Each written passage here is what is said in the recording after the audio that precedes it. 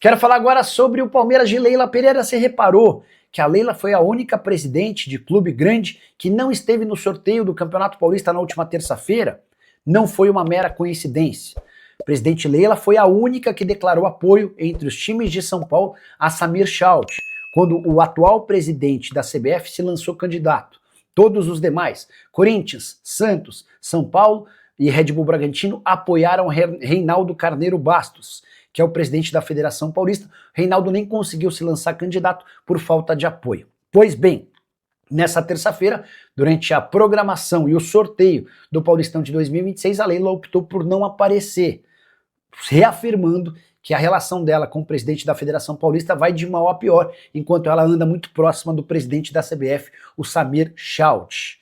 Resta saber as implicações desse distanciamento entre Palmeiras e Federação no campeonato estadual do ano que vem, torneio que começa em 11 de janeiro e termina em 8 de março. Você sabe, o Paulistão passou a ter apenas 8 datas na fase de grupos, inspirado na Champions. Os times já sabem quais são os seus adversários, não há grupo, e aqueles que fizerem, os 8 primeiros que fizerem mais pontos vão para o mata-mata, os 2 últimos são rebaixados. Só mais um bastidor sobre esse sorteio na terça-feira.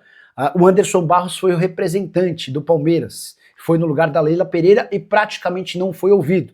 O Anderson só era chamado para falar no momento em que o Palmeiras precisava se posicionar em relação a votos, e dá para dizer que os times grandes não conseguiram emplacar vários dos seus desejos. Isso porque a votação se dá de acordo com a proporcionalidade. Então, assim, não tem tal, o clube grande tem um peso maior nos votos. Se são 16 participantes do campeonato, os 16 presidentes de clubes votam e aquilo que for maioria leva.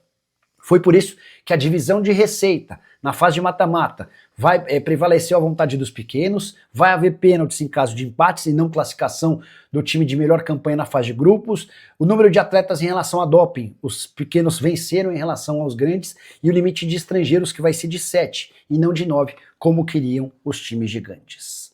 Quero falar agora sobre John Arias, ex-jogador do Fluminense, comprado na metade do ano por 17 milhões de euros no Wolverhampton, e a coisa não poderia ser pior para o atleta na Inglaterra.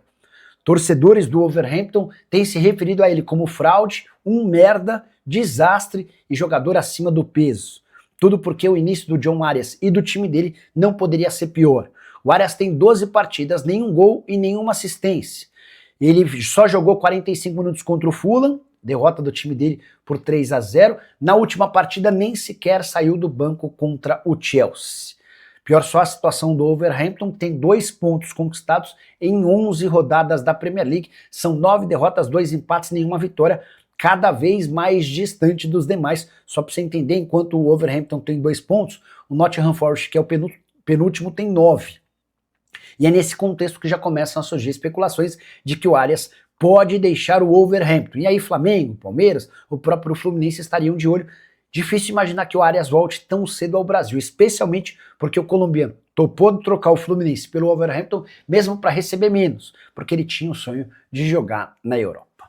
E essa história de que Derek Lacerda interessa ao Palmeiras. Coisa de 40 dias atrás, representantes do Palmeiras sondaram Cuiabá, dono dos direitos econômicos do atacante de 26 anos de idade, para entender as condições do negócio. Na oportunidade, o Derek ainda estava emprestado ao Sport e vivia boa fase, 17 jogos e 6 gols com a camisa do Leão. Você lembra que na semana passada o Derek acabou dispensado pelo Sport, alegação de indisciplina, embora no Cuiabá essa história não tenha sido bem interpretada. A percepção do pessoal do Cuiabá é de que o Sport quis economizar com a folha salarial, dispensando o jogador, até porque já sabe que não terá condição de se salvar do rebaixamento.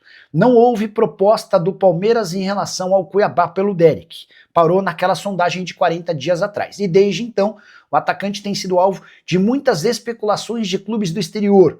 Cuiabá não tem nenhuma proposta oficial, mas imagina que vai receber ofertas nos próximos dias. E a maior possibilidade hoje é de que o Derek Lacerda se mude para fora do país. Jogador avaliado em 1 milhão de euros, mas certamente o Cuiabá vai exigir uma compensação financeira maior para que o acordo aconteça.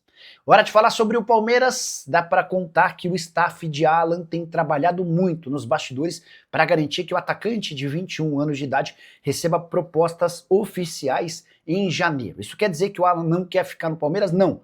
mas os representantes do atleta vão tentar encontrar alternativas para que ele seja negociado, de preferência com uma grande liga do futebol europeu. Jogador que tem crescido demais de produção nas últimas rodadas, seu grande jogo nesse segundo semestre foi na vitória por 4-0 contra a LDU, a virada do Palmeiras nas semifinais da Libertadores da América, depois de perder por 3-0 no Equador. Naquela partida, apesar de ter dado apenas uma assistência, ele foi o grande cara do jogo e desde então tem sido muito elogiado.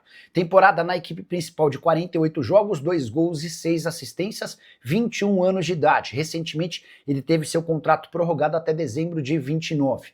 O Alan hoje está avaliado pelo Transfer Market em algo na casa dos 4 milhões de euros, mas dá para cravar que não existirá conversa para a venda desse atleta por menos de 20, 25 milhões de euros. O Palmeiras não precisa de dinheiro, sabe do potencial do jogador e só vai negociá-lo se existir uma proposta bem legal. Alan, que já foi especulado no Fulham e no Brighton, ambas equipes da Inglaterra. A última, antes de trocar de assunto, contar que Palmeiras e W Torre vão trocar o gramado do Allianz Parque para 2026. Esse acordo foi fechado entre as parceiras depois da reclamação do Abel Ferreira em relação ao estado do gramado. Bora falar agora sobre o Palmeiras, que fará o possível e o impossível para ter Flaco Lopes na partida contra o Santos, marcada para sábado. O Palmeiras tem todos os problemas do mundo para montar seu time nesse clássico na Vila Belmiro, jogo atrasado do Campeonato Brasileiro, e a partida se tornou ainda mais importante com a derrota alviverde contra o Mirassol. A diferença do Palmeiras para o Flamengo foi para 0 pontos. E o Palmeiras só está à frente do Flamengo pelo número de vitórias. Diante desse cenário, e com as ausências de Vitor Roque, convocado para a seleção, Facundo Torres e Ramon Sousa, convocados para suas seleções, e Alan machucado, a ideia do Palmeiras é fretar um voo da Leila Pereira para ir buscar o Flaco Lopes. O Flaco foi convocado pela seleção argentina e disputa na sexta-feira o único amistoso dessa data FIFA que a Argentina fará, jogo contra Angola no país africano. A Leila está disponibilizando um avião que vai buscar o Flaco na sexta-noite. Ele desembarca no Brasil no sábado pela manhã, vai direto para Vila Belmiro e deve se colocar à disposição. Se o Flaco Lopes tiver jogado no amistoso contra Angola, fizer 90 minutos, a tendência é que ele não jogue tantos minutos contra o Santos. Caso o Flaco seja opção de banco de reservas, a ideia do Abel Ferreira é que o atacante argentino possa começar a partida contra o Peixe, esse jogo é tratado como absolutamente decisivo. Só para completar em relação ao Verdão, muita gente especulando que o Naves, zagueiro que pertence ao Palmeiras e emprestado ao Alverca, já despertou o interesse de clubes grandes de Portugal. Na manhã dessa quarta-feira, conversei com o empresário dele, o Diogo Silva, que admitiu e festejou a boa fase do Naves com a camisa do Alverca, mas assegurou que não existem propostas. Hora de falar sobre o Palmeiras, que aposta que a chegada de um zagueiro da Costa do Marfim pode se transformar em um baita negócio a curto e médio prazo. Há quem garanta que Koné, zagueiro recém-comprado de um time chamado GEK, o JEK FC da Costa do Marfim, que esse menino pode se transformar no novo Vitor Reis. Para quem não pegou a referência, o Vitor Reis, atleta da base do Palmeiras, zagueiro vendido por Manchester City por 32 milhões de euros. O Palmeiras investiu 350 mil euros para a contratação do atleta. Há a possibilidade de mais pagamento de 1 milhão e 100 mil euros se algumas metas forem batidas ou se o Palmeiras quiser adquirir um percentual maior do Koné, atleta que já era monitorado de perto por Barcelona, Chelsea e Arsenal.